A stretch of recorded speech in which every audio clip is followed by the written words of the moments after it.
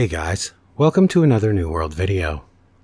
So guys, it seems we are receiving another round update for the May PTR, and it contains some interesting changes, so I thought we could have a look at them and see what we can expect. So let's just get into it.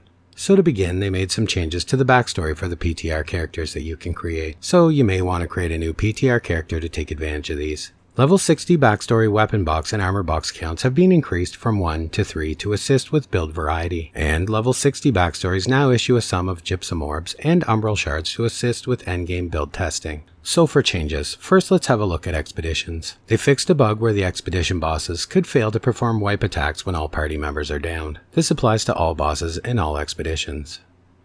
For the Tempest Heart expedition, they fixed an issue that allowed for a safe space during Nashitune's Corrupt Flame phase. For the Garden of Genesis, the Greenskeeper will no longer target down players prior to starting attacks. For the Depths, Thorpe now drops appropriate loot for mutated expeditions. And they fixed an issue where the Toxic 1 and 2 Mutator status effects tooltips were stating incorrect damage values. And they made some changes to the PvP arenas. They removed the ability to use non-arena consumables, so if you were stocking up on live expecting these to go up in value, I hate to break this news to you, but they won't be. They fixed the AI around the scoreboard so you can see it more clearly. They fixed a bug that was locking your camera in the arena after viewing the scoreboard. The HUD and the scoreboard will now account for when players leave the game. They removed coin from the arena reward banner because coin is not an intended reward from the arena. They adjusted the arena pillar placement to accommodate smoother battles.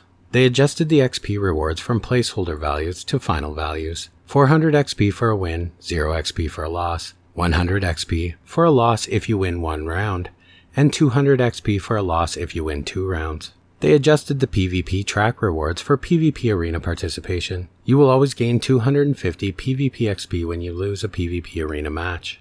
They added PvP arenas to level reward screen. They fixed an issue causing players to sometimes spawn below the ground in the arena. They added PvP arena consumables.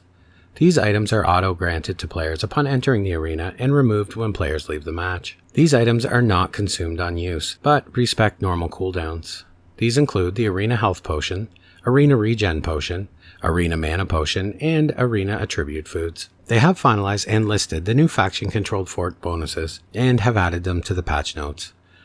So these will be, for Brightwood, camping no longer costs any resources if you control this point. Cutlass Keys, they increase the global gathering luck by 10%. Ebonscale Reach decreases the cost of items in the faction store by 5%. Everfall increases the amount of Azos salt gained by 10%. First Light increases global refining yield by 10%. Monarch's Bluffs increases all experience gained by 5%. Morningdale increases the gear score ceiling of crafting by 5. The maximum gear score you can roll is still 600.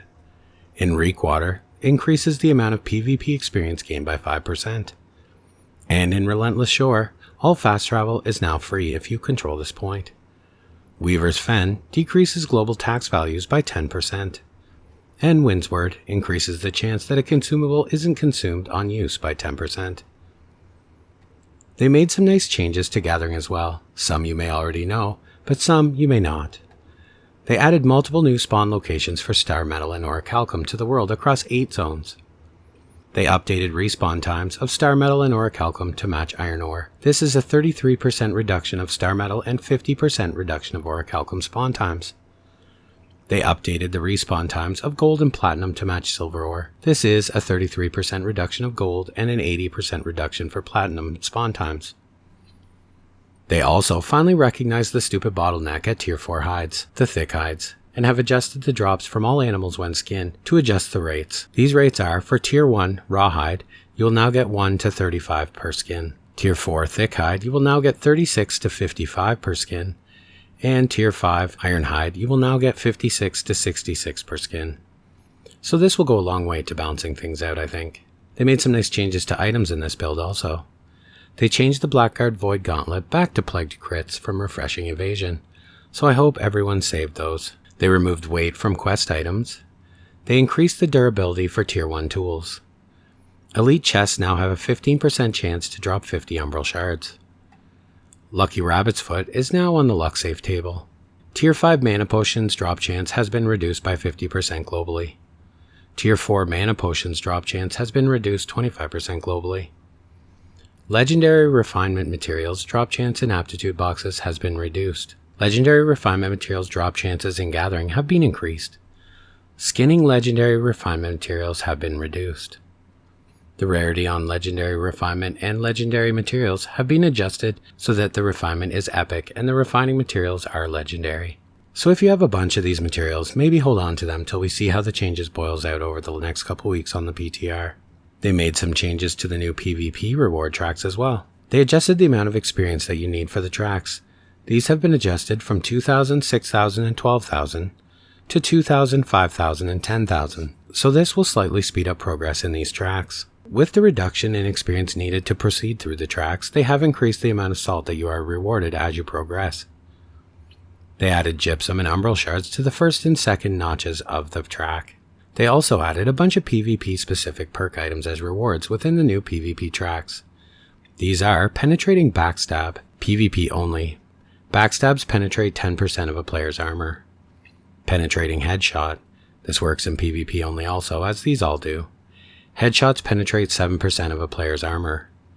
Fractured Rend. When block breaking a player, inflict Rend, reducing damage absorption by 12% for 4 seconds. Purifying Crits.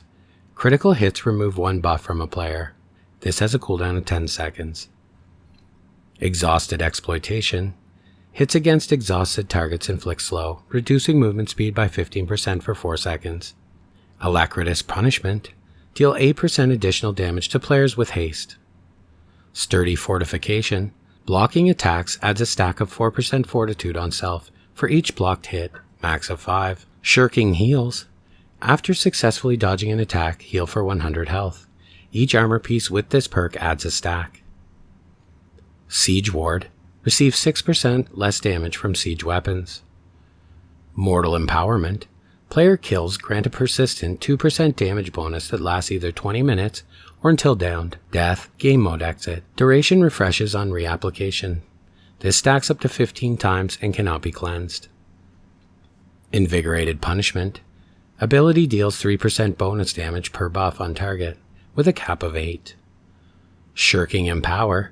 After successfully dodging an attack, obtain Empower, increasing damage dealt by 4% for 10 seconds. Refreshes when new stack is applied, stacks up to 4 times.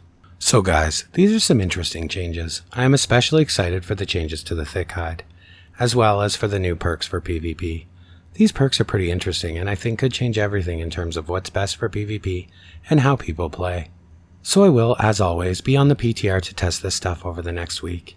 And as always guys, thanks for watching, and I will see you in the next one.